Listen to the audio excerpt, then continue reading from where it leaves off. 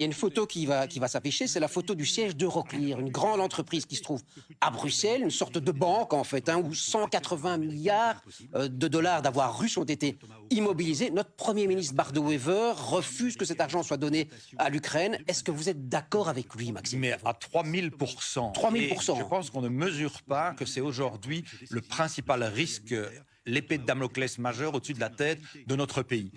L'objectif, c'est évidemment d'aider l'Ukraine financièrement, et la Belgique l'a toujours fait et continuera de le faire.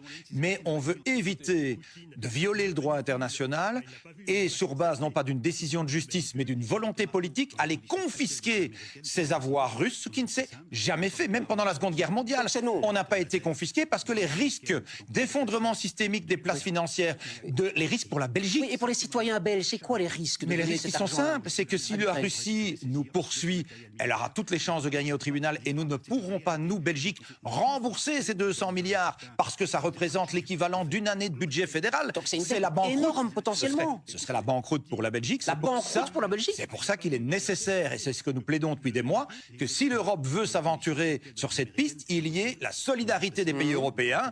On partage alors le risque, mais pas juste dire Oui. on tord le bras de la Belgique et elle assume seule justement, le risque financier Question et juridique. très concrète, Maxime Prévost. Est-ce que l'Europe peut nous forcer, nous autres, les Belges, à accepter cette décision, à accepter de Alors, donner cet argent? Actuellement, ils sont en train d'étudier une série de pistes, y compris le cas échéant pour pouvoir les prendre à la majorité qualifiée, c'est-à-dire en contournant la décision belge.